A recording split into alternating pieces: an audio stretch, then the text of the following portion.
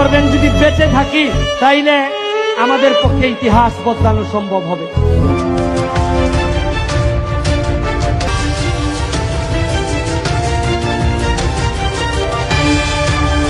Barrister Syed Saidul হক সুমনের কারাগারে থেকে নির্বাচনে প্রার্থী হওয়া নিয়ে বর্তমানে বেশ আলোচনা চলছে। ব্যারিস্টার সুমন বর্তমানে বৈষম্য বিরোধী ছাত্র আন্দোলন চলাকালে রাজধানীর মিরপুরে এক যুবদল নেতা হত্যা মামলায় গ্রেপ্তার হয়ে কারাগারে রয়েছেন। এই আইনি জটিলতার মধ্যেই তার নির্বাচনে প্রতিদ্বন্দ্বিতা করার বিষয়টি সামনে এসেছে। কারাগার থেকে কি নির্বাচন সম্ভব?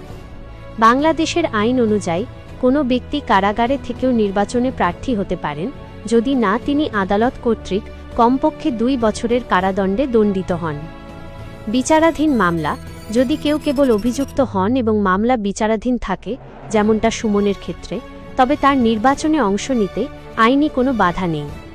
মনোনয়নপত্র কারাগারে থাকা অবস্থায় আইনজীবীর মাধ্যমে বা জেল কর্তৃপক্ষের অনুমতি সাপেক্ষে মনোনয়নপত্রে স্বাক্ষর করে আবেদন করা যায়। ব্যারিস্টার সুমন গত জাতীয় সংসদ নির্বাচনে 2024 স্বতন্ত্র প্রার্থী হিসেবে হবিগঞ্জ -4 আসন থেকে বিপুল ভোটে জয়লাভ করেছিলেন। তবে 5 আগস্টের রাজনৈতিক পট পরিবর্তনের পর তার বিরুদ্ধে একাধিক মামলা দায়ের করা হয়, যার ফলে বর্তমানে তাকে কারাগারে থাকতে হচ্ছে। ব্যারিস্টার সৈয়দ সাইদুল হক সুমন বর্তমানে কারাগারে রয়েছেন এবং তার বিরুদ্ধে বেশ কিছু মামলা চলমান রয়েছে।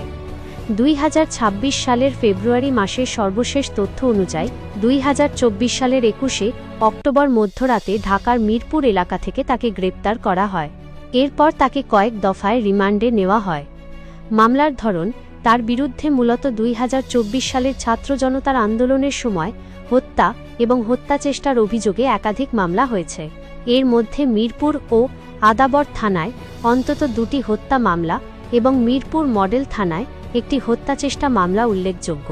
এছাড়া খিলগাঁও থানার একটি হত্যা মামলায়ও তাকে গ্রেপ্তার দেখানো হয়েছে। জামিন আবেদন সাম্প্রতিক আপডেট অনুযায়ী ফেব্রুয়ারি 2026 আদালত তার জামিন আবেদন একাধিকবার না মঞ্জুর করেছেন। সর্বশেষ ঢাকার অতিরিক্ত মহানগর দায়রা জজ আদালত 3টি মামলায় তার জামিন নাকচ করে তাকে কারাগারে পাঠানোর আদেশ বহাল রেখেছেন। আদালতে শুনানির সময় তিনি নিজেকে রাজনৈতিক প্রতিহিংসার শিকার এবং বৈষম্যের শিকার হিসেবে দাবি করেছেন। ব্যারিস্টার সুমন 12তম জাতীয় সংসদ নির্বাচনে হবিগঞ্জ -4 চুনারুঘাট মাধবপুর আসন থেকে স্বতন্ত্র প্রার্থী হিসেবে বিপুল ভোটে জয়লাভ করেছিলেন।